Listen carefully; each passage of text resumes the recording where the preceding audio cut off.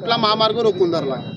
आज हैदराबाद हायवे असेल, इकडून तुळजापूर जाणारा पुणे महामार्ग असेल, आज आम्ही रोखून धरलेला आहे, रस्ता रोको केला आहे, जेणेकरून आदरणीय बच्चूभाऊ असतील, ज्या लोकशाहीमध्ये आज अन्नत्याग आंदोलन त्या माणसाला करावं लागत आहे, एवढा मोठा वर्ग प्रहार जनशक्ती पक्षाचा मागा असताना सुद्धा कुठल्याही पद्धतीची दखल महाराष्ट्र शासन घ्यायला तयार नाही। महसूल मंत्री एक बोलतो, कृषी मंत्री एक बोलतो। मला सांगा, यांनी ज्या वेळेस इलेक्शनच्या आधी जे मोठे मोठे वादे केले होते निवडणुकीपूर्वी, शेतकऱ्यांचा सातबारा कोरा करणार, मग आता कशाला तू करणार शेतकऱ्यांचा सातबारा कोरा, आता कशाला करतो तोरा, कर ना बाबा शेतकऱ्यांचा सातबारा कोरा, असं म्हणायची ही वेळ आलेली आहे।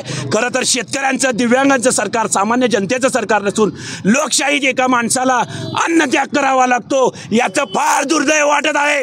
प्रहार जनशक्ती पक्षाचा, शेतकरी संघटनेचा देवेंद्र फडणवीस मुर्दाबाद।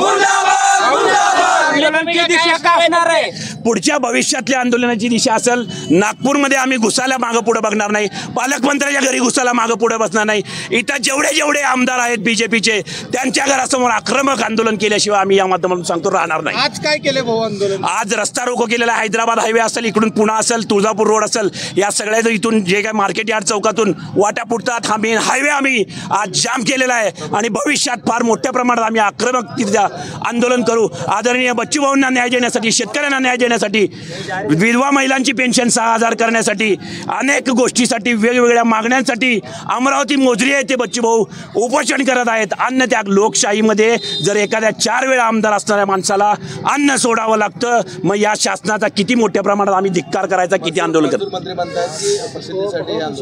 महसूल मंत्र्याला थोडी लाज वाटायला पाहिजे, प्रसिद्धी। अरे ज्यांनी, खरं तर मला सांगा, यांच्या बाजूनी बच्चूभाऊ गेले होते, ज्या वेळेस सत्तेत असताना बच्चूभाऊ गेले होते, दिव्यांग मंत्रालय देत असाल तर मी तुमच्या बाजूने येतो म्हटले असते।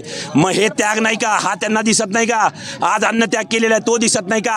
हजारो मंत्रालयावर अपंग दिव्यांग गेले, ते तुम्हाला दिसत नाही का? मग ते पण काय पिक्चर तुम्ही काय हे करता का? अहो, चुकीची भूमिका बजावू नका। बीजेपी सरकारचा निषेध, तुमच्या सर्व मंत्र्याचा, आमदारचा जाहीर निषेध करतो।